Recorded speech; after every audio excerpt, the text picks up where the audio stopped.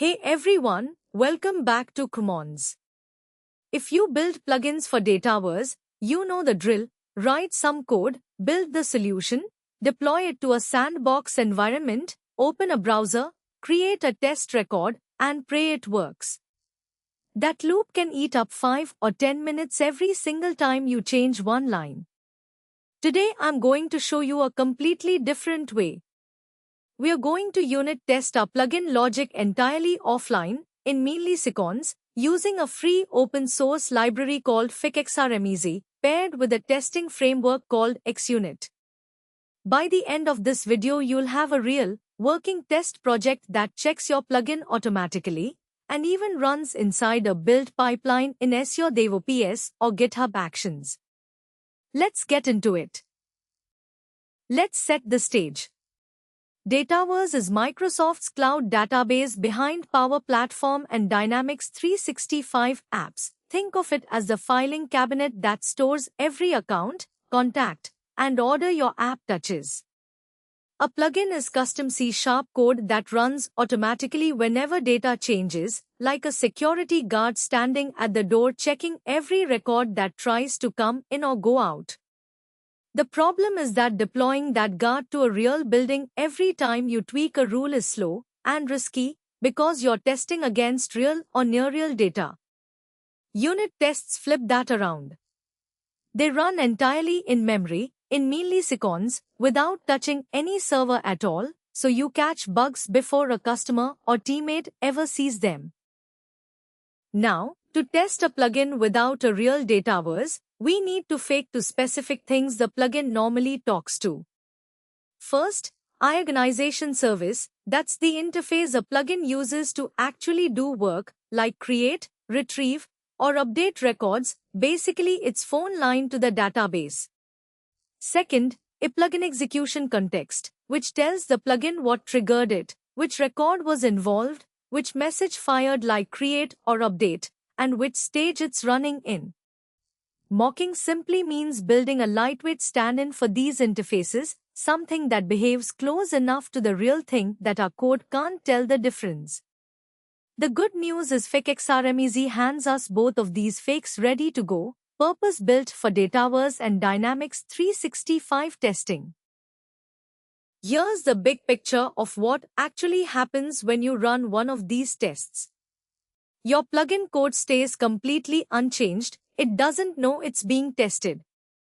We hand it an XRMFaked context, which is basically an in-memory pretend Dataverse sitting in your computer's RAM instead of the cloud.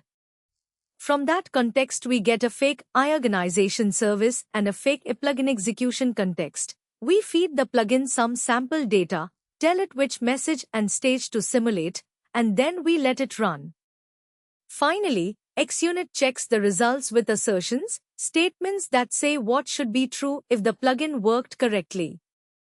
No network calls, no login screen, no waiting, just pure logic being verified in a fraction of a second.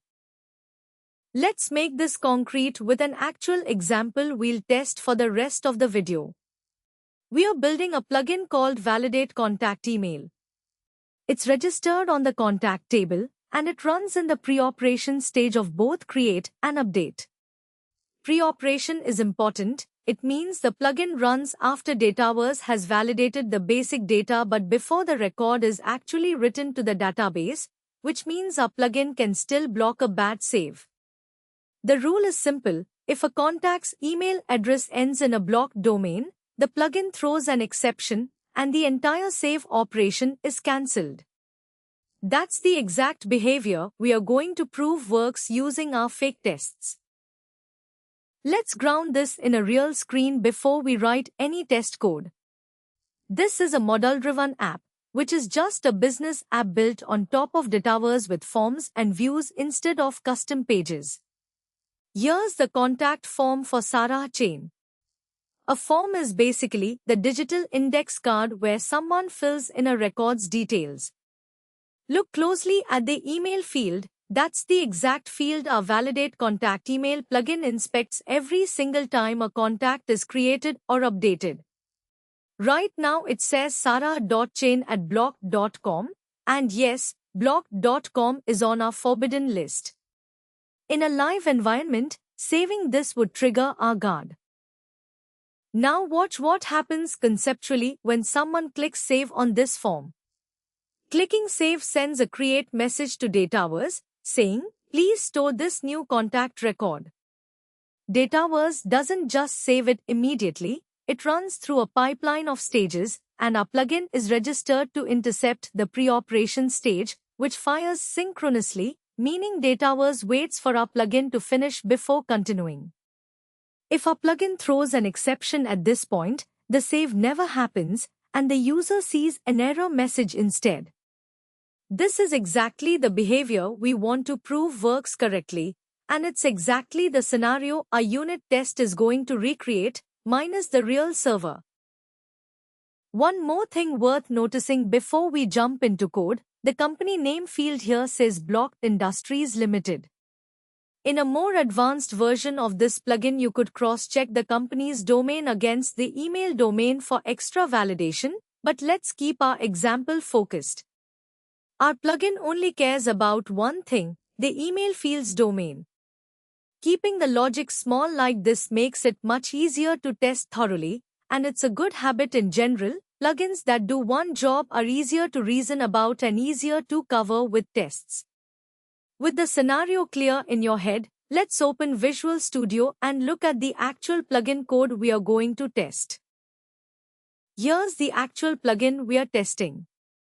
Execute is the one method every Dataverse plugin must implement. Dataverse calls it automatically when the message and stage match your registration. Inside, we ask the service provider for the plugin execution context we just talked about, then we pull out the target, which is the record that's about to be saved, packaged as a generic entity object. We check if it contains an email address attribute, and if that email ends with @block.com, we throw an invalid plugin execution exception. Think of that exception as a polite but firm refusal. Dataverse catches it and shows the user a friendly error dialog instead of saving the bad record. Now let's build the fake world our plugin will run inside. This is the very first thing you write in a fake XRMEZ test. XRM faked context is the in-memory pretend Dataverse we mentioned earlier. Creating one is a single line of code and it costs nothing, no network call happens. Calling GetOrganization service on it hands you back a fake iOrganization service, fully wired up and ready to accept create, update, and retrieve calls just like the real thing. Then we build a plain entity object representing our contact, set its email address to sarah@block.com, and call initialize to seed that record into our fake database.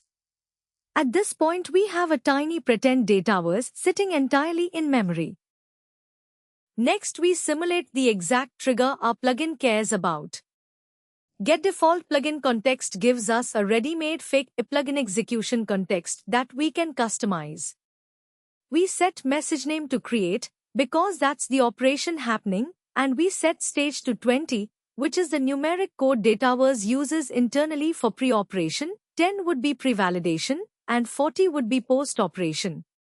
Then we put our contact entity into the input parameters dictionary under the key target, exactly like the real platform does.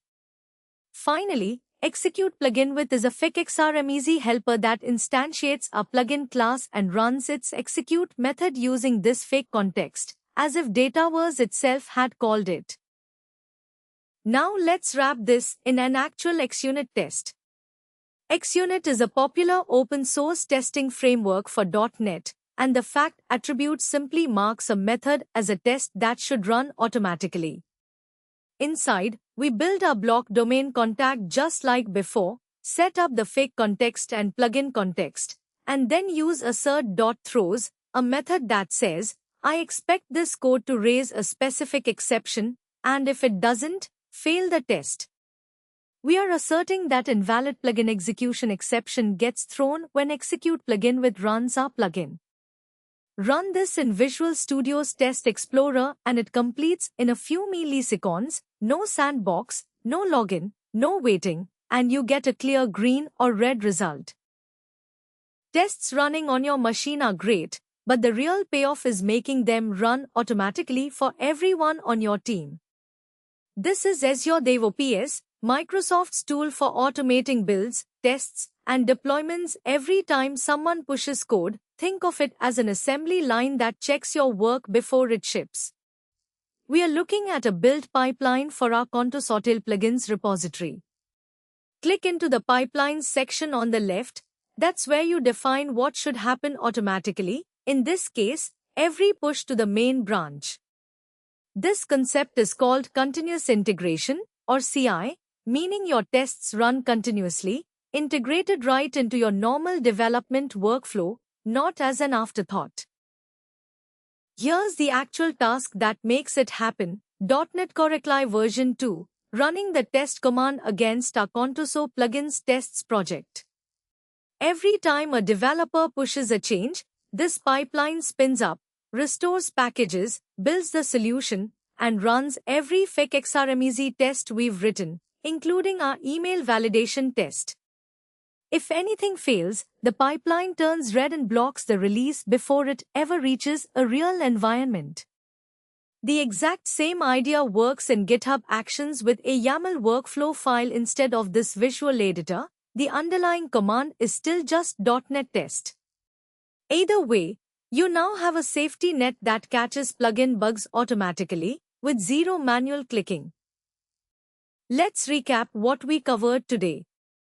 FickXRMEZ lets you test Dataverse plugins entirely offline, no live environment needed, saving you from that slow deploy and click cycle.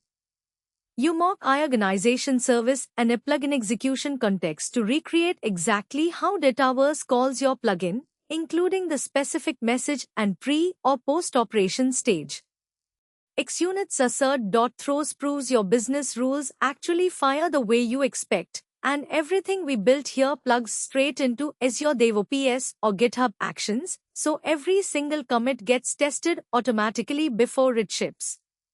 If this helped you, hit subscribe here on Commons. I'm publishing more hands-on Power Platform and Dataverse development tutorials every week.